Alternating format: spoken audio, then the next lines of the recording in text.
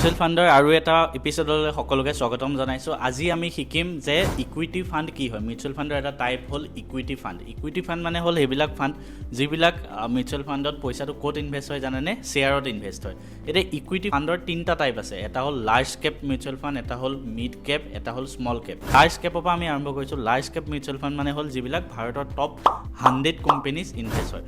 ভাৰতৰ আটাইতকৈ ডাঙৰ ডাঙৰ টপ 100টা কোম্পেনীত যদি আপোনাৰ পইচাটো ইনভেষ্ট হয়গৈ, সেইটো কোৱা হয় লাৰ্জ কেপ ফাণ্ড। চিমিলাৰলি ভাৰতৰ যদি নেক্সট 101 নম্বৰৰ পৰা 101 কোম্পেনীৰ পৰা নেক্সট 250, 101ৰ পৰা 250লৈকে যিমানখিনি কোম্পেনী আছে তাত যদি ইনভেষ্ট হয় সেইবিলাকক কোৱা হয় মিড কেপ কোম্পেনী। আৰু একদম লাষ্টত 250ৰ পৰা তলত ৰেংকিঙত বাকী যিবিলাক সৰু সৰু কোম্পেনী আছে সেইবিলাকত যদি সেই পইচাটো ইনভেষ্ট হয় আপোনাৰ that is called small cap fund. ঠিক আছে, এতিয়া আমি ক'ত লগোৱা উচিত আৰু কোনটোত বেছি ৰিস্ক আছে চাওক।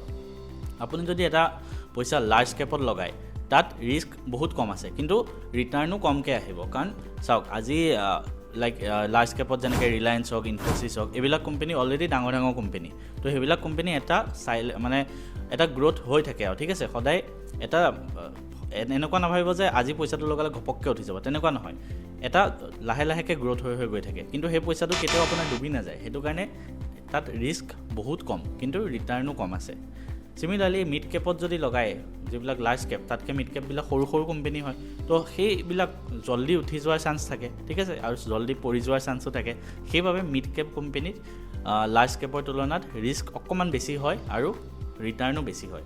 আৰু আটাইতকৈ লাষ্টত আহে স্মল কেপ, সেইবিলাক একেবাৰে সৰু সৰু কোম্পেনী। তো তাত পইচা লগালে হয়তো কাইলৈ ঘপককৈ পইচাখিনি বেছি হৈ যাব পাৰে, উঠি যাব পাৰে কোম্পেনীটো। তাত ৰিস্ক বহুত বেছি আৰু ৰিটাৰ্ণো কিন্তু বহুত বেছি। তো আপোনাৰ চইচ, আপুনি ক'ত ইনভেষ্ট কৰিব বিচাৰে।